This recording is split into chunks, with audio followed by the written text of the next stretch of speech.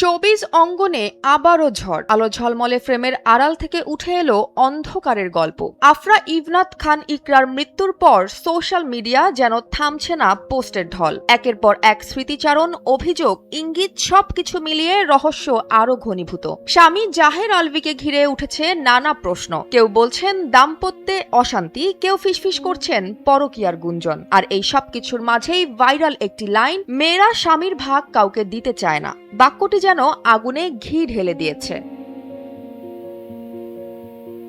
জাহাঙ্গীরনগর বিশ্ববিদ্যালয়ের ৪১ ব্যাচের দর্শনের ছাত্রী ছিলেন ইকরা। ক্যাম্পাসের প্রেম, রাইফেলস স্কুলের সেই কিশোর প্রেমিক প্রেমিকা। বন্ধু মহলের ভাষ্যে আলভিকে ঘিরেই ছিল ইকরার পৃথিবী। সহপাঠী নীলুফা ইয়াসমিনের দীর্ঘ ফেসবুক পোস্ট এখন আলোচনার কেন্দ্রবিন্দুতে। তিনি লিখেছেন, ইকরা নাকি নিজের খরচ বাঁচিয়ে ডেটের জন্য টাকা জমাতেন, রিকশা ভাড়া দিতেন না, সঞ্চয় করতেন প্রেমের নামে। ঝগড়ার পর মেসেজ দেখাতেন বন্ধুদের। সেই মেসেজে নাকি ছিল না প্রাপ্য সম্মান। তবু ভালোবাসার নেশায় সব সহ্য, পড়াশোনায় ছেদ, ব্যাচ রিপিট। ততদিনে বিয়ে, ২০১০ সালে গাঁট ছড়া, এরপর সন্তান, সংসার, সোশ্যাল মিডিয়ায় সাজানো সুখের অ্যালবাম, অ্যানিভার্সারির লাভ স্টোরি, ভিডিওতে হাজারো লাইক। কিন্তু সেই ছবির পেছনে জমে উঠছিল কি অদৃশ্য ফাটল।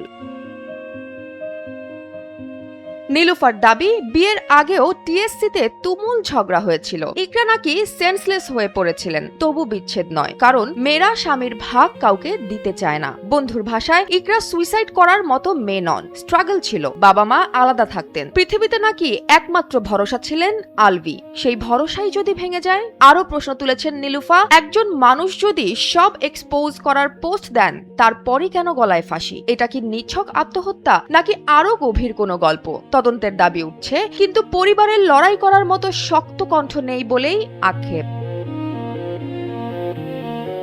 এদিকে মিরপুর ডিওএইচএস এর বাসা থেকে উদ্ধার হয়েছে ইকরার মরদেহ।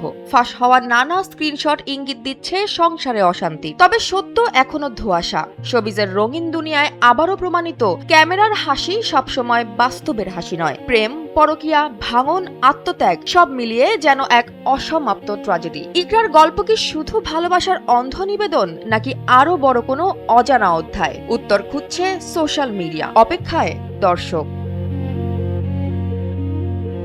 বিনোদন ডেস্ক, এনপিবি।